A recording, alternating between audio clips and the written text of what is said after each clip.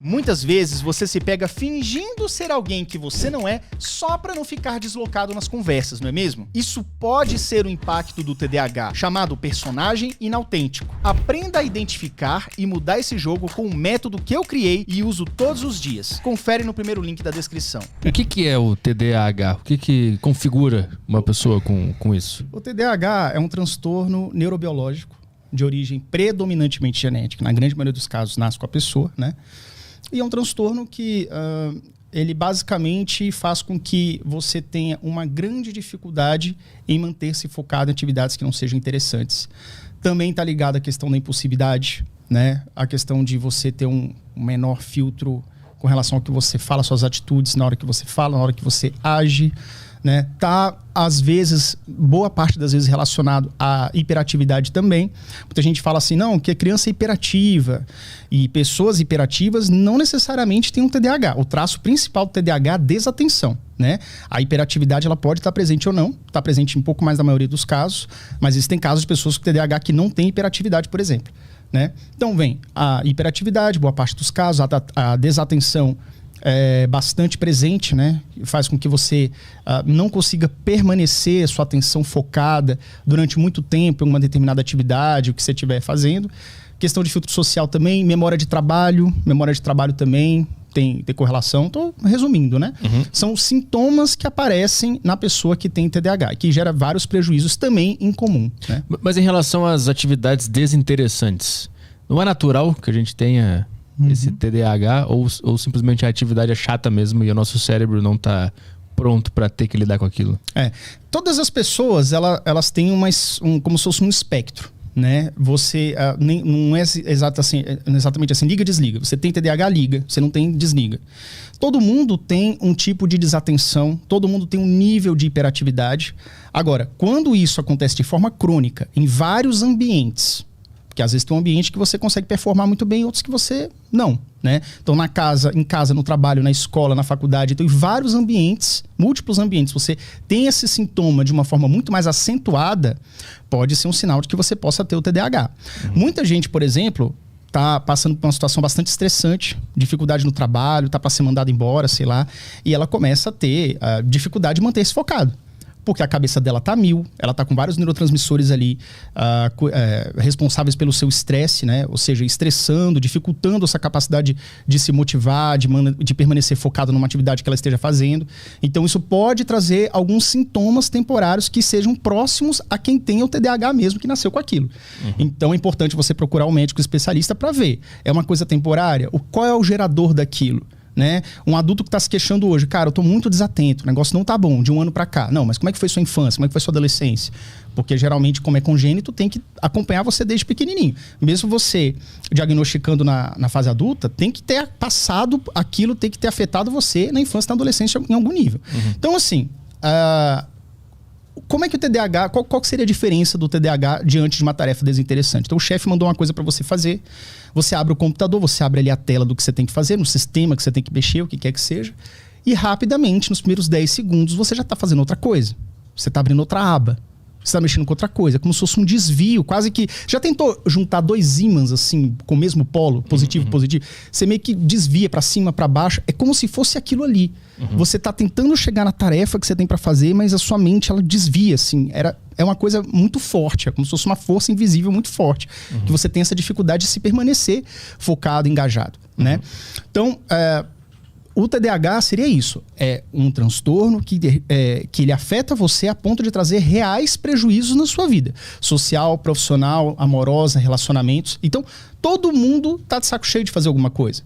Todo mundo quer se livrar de uma tarefa chata. Quer procrastinar, quer empurrar com a barriga e fazer depois.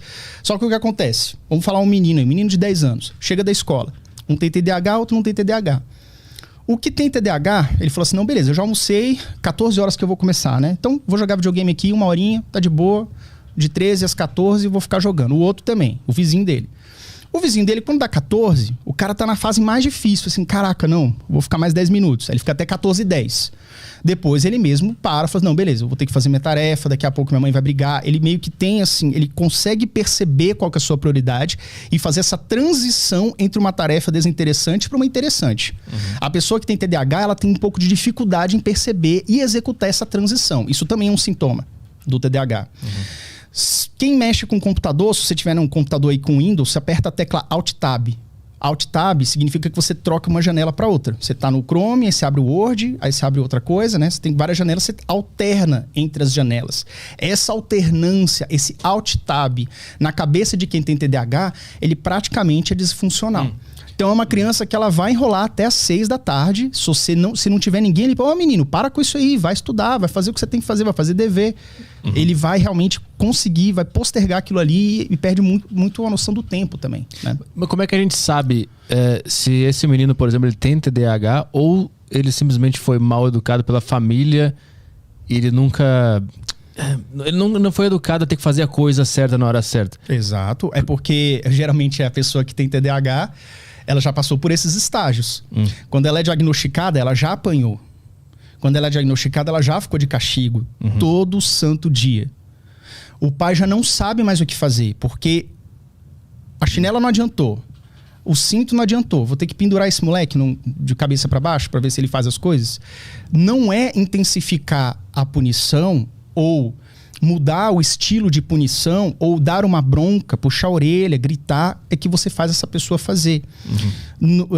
Diante do medo, diante de uma situação que eleva a sua adrenalina, que faz com que você fique em estado de alerta, você consegue perceber... Olha como é que funciona o TDAH. A mãe deu uma chinelada por quê? Você falou que ia estudar 2 horas, deu 4 horas da tarde, tua mãe chegou no meio da tarde, você estava jogando videogame ainda. Tomou a chinelada. Foi chorando pro quarto para fazer dever. Ainda chorando, o menino faz 10 minutos de dever. Uma vez que a situação se acalma, que ele abaixa aquele nervosismo, já tomou a chinelada dele, a mãe já foi pro quarto, só sai daí quando terminar. Ele não vai sair, porque ele vai ter dificuldade de passar do item 1 de matemática. Ele vai fazer o item 1, item 2, e vai começar a desenhar na borracha dele. Vai fazer cirurgia na borracha, pega o estilete, abre ele no negócio, e não vai fazer o dever. Então, é uma pessoa que... Aí, por exemplo, como é que poderia funcionar? Ao invés da mãe dar essa chinelada e mandar o menino pro quarto para estudar, se ela tivesse essa consciência, caramba, ele tem um TDAH e tal, não, ó, vamos parar com isso aí, ó. Você ficou 2 horas a mais, então amanhã você vai ficar 2 horas a menos, beleza? Ah, mãe, não sei o que, não. Sem discussão, vamos pro quarto agora, vamos começar o dever. Qual que você tem? Ah, acho que é português e matemática. Então, assim, tem que puxar do menino. Ah, e aí, que mais? Qual que você tá com mais dificuldade? Ah, mãe, matemática eu não tô entendendo direito, então vamos começar com matemática. Aí a mãe ajuda ele a fazer o exercício 1, exercício 2. No 3 ela fala assim, não, beleza, agora faz pra mim aí, vê se você tá entendendo. Às vezes o menino tava voando, né? Fala assim, você não prestou atenção, né? A mãe fez com o menino. Então vamos voltar aqui. Como é que fiz o 1? Ó, o X vai pra cá, o mais 2 vai pra lá. E aí, como é que faz? É chamando. É uma criança que ela vai se desenvolver. Vai chegar um momento que ela vai fazer aquele exercício, ó, como assim, coisa como se ele já conhecesse há muito tempo, né? Vai fazer com muita facilidade. Mas até chegar nesse ponto, ele tem que ter um suporte, ele tem que ter uma guia, ele tem que ter um acompanhamento presente.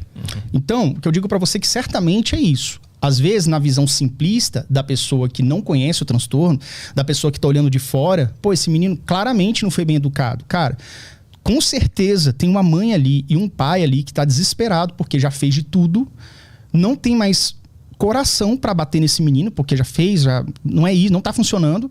E aí chega uma pessoa desconhecida e fala assim, é porque você não educa direito. Fica julgando esses pais, né?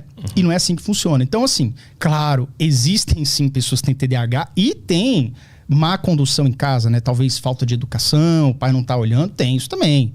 Não é uma pessoa que são seres iluminados que só fazem o que é o correto, não é bem assim que funciona, né?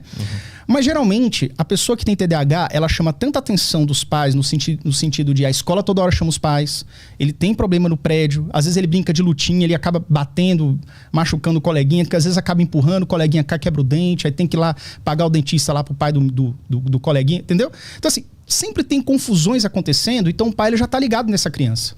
É muito difícil você uma criança com TDAH cujos pais são totalmente relapsos. É muito difícil. É mais comum quando você tem uma criança neurotípica, digamos, padrão, né? E isso é mais comum, mas o TDAH ele tá sempre chamando a atenção de alguma forma. Ele tá sempre dando, entre aspas, trabalho para os pais. Então os pais já estão cientes do que tá rolando, entendeu?